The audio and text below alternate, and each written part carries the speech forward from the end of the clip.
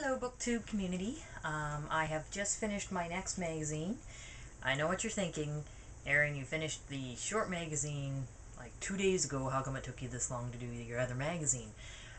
I don't know how you guys do it. I must say, I must be one of the slowest readers out there or something, because I know you guys all have schedules, but like between my work, like I start work at 5:30 in the morning and I'm done by about 2 in the afternoon.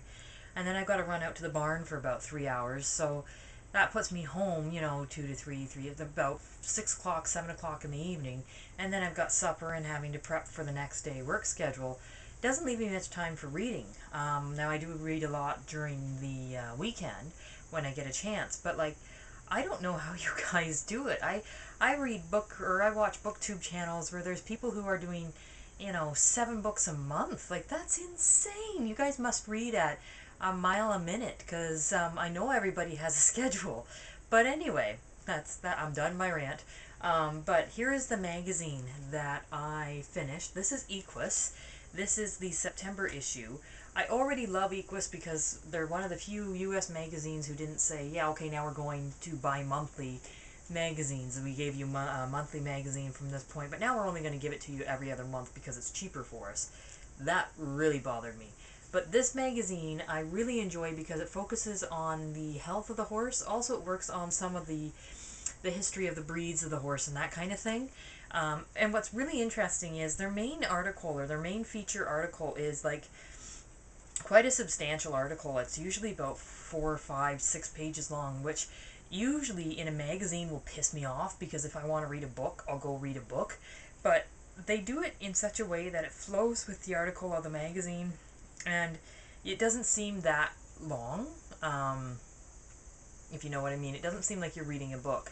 It's got many current articles. Like this one has what your horse wants you to know about the nosebands, which I guess is a hot topic right now in the horse world, and red maple poisoning, again something that we're going to need to worry about in the very near future with fall coming.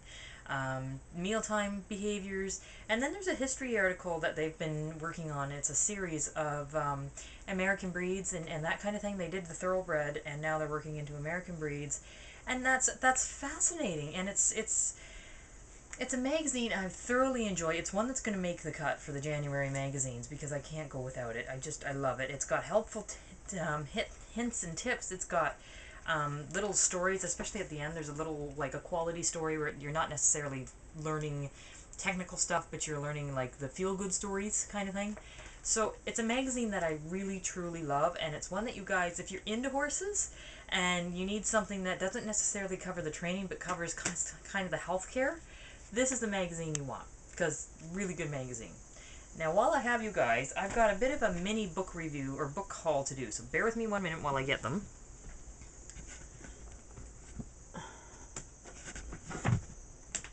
Okay, so there's only 2 books, but there are 2 books that were given to me by dear friends. This one was actually given to me from another friend at work. Pam, actually, I think, gave this one to me. She knows my love affair of books, so this is one that somebody had given her, and she had already read it. So this is called Terra Road or Maeve Blanchy? I don't know, but really good book. It's apparently, now when I read the description, it's about 2 people that are kind of struggling with the life they have and trying to get out of their genre. So they actually trade houses, and they're 2 very different houses, and what happens with the house exchange. But apparently there's gossip and stuff that people have to deal with, so it's kind of a girly book. Kind of excited to see this one, to read this one. A lot to read, so I don't know when I'll get to it, but excited with this one. And then my next door neighbor found out that I like books, and I love this because each individual likes certain books, and all of us can't always afford to get new books. So we're actually kind of exchanging books, and it's really cool because I'm getting new stuff. Now, James Patterson, I haven't read a lot of James Patterson, but I heard that James Patterson is very good. So this one I got, James Patterson's Second Chance. I think it's a sequel of some kind of club. Anyway, haven't really read much about this one. But it looks very good, and I've heard good things about James Patterson, so I'm excited about that one. So I've got 2 books to add to my to-be-read pile. let me just give you a view of my to be read pile. Bear with me another moment. I know this is a longer video than I thought, but here we go. So, my to be read pile is all of these, and then there's some back in here, okay, and then all of these I haven't read. Some of the Stephen King I have. All of those I haven't read. Need to read all those.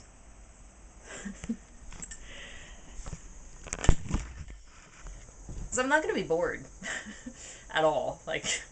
But really excited to get started on some of these. So I hope you guys are all having a really great day. And yeah, I will do another video when I've got one. Thanks, guys.